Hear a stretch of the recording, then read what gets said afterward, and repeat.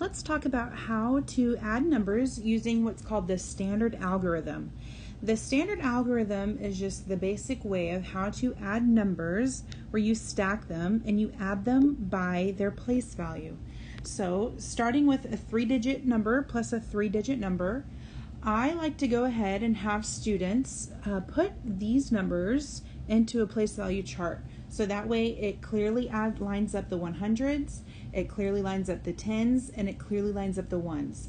By putting these numbers into a place value chart, it helps them keep their numbers nice and even, so that way there's no mistakes when they're solving these problems. So whenever we do stack these numbers and add using the standard algorithm, our first step, step 1, is to always add the 1s first. So let's go ahead and add the 1s. That is our first step. 6 plus 1. So again, I'm adding these numbers here. 6 plus 1 equals 7. Okay, step 2. I move on to the tens place. I'm going to do 4 plus 4 to get 8. Okay, and lastly, our third step is to add the 100s place. 6 plus 2 equals 8. Okay, technically with our numbers being in place value, in a place value chart, starting with the 1s, that is 6 1s plus 1 1, and that equals 7 1s. Okay, in the tens place, this isn't technically 4 plus 4, it's technically 40 plus 40, and we get 80, also known as 8 tens.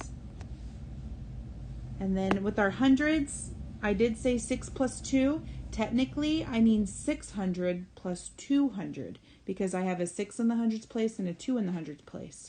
And that equals 8 hundreds. So altogether, 646 plus 241 equals 887. In that first problem, we did not have to regroup in any of our place values. Let's go ahead and look at an example where we do have to regroup. When we regroup with addition, that usually means that we have more than 10 in a specific place value. And when we have more than 10 in one place value, we need to regroup that number and put it in the correct place value. So here's what I mean by that. Let's go ahead and look at 472 plus 259. Just like in the first example, let's go ahead and add our 1s first. 2 plus 9. 2 plus 9, that equals 11. Now, if you notice, I can't have a number larger than 10 in the 1s place. I can't put 2 digits in the 1s place. So what I'm going to do is I'm going to erase that 10 because I have a 10 here. I'm going to erase that. Remember, I had 11 here. I'm going to regroup that 10 and move it where it belongs, right in the 10s place. So now, again, remember 2 plus 9 did equal 11. So I put a 1 in the 1s place, and that 10 belongs in the 10s place because 10 plus 1 is 11. Okay, let's go ahead and move on to the 10s place. Our 10s place has 7 10s plus 5 10s plus 1 10. We can't forget to add that 1 that we regrouped. So 1 10 plus 7 10s is 8 10s.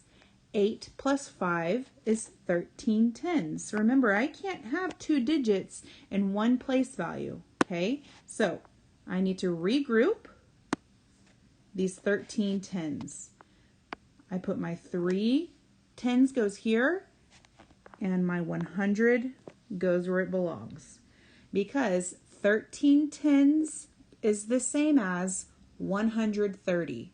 So I had to put that 100 where it belonged in the hundreds place, and I kept my 3 10s right in the tens place. Let's go ahead and add our 100s. So I have 100 plus 400 plus 200. So 100 plus 400 is 500 plus 200 is 700. So 472 is 259. Let me go ahead. I'm going to redo this problem just to kind of talk through why I had to regroup. So again, 9 plus 2, that equals 11. So I carry my 1 over to the tens place. Technically it's a 10. I'm carrying it over to where it belongs. So now I have these are all tens. I have 1 10 plus 7 tens plus 5 tens. Okay, that equals 13 tens. Also known as 130. So I can keep my 3 in the tens place to represent the 30, but that 100 needs to go where he belongs. So now in my hundreds place, I have 100 plus 400 plus 200, which is 1 plus 4 is 5, plus 2 is 700. So 472 plus 259 is equal to 731.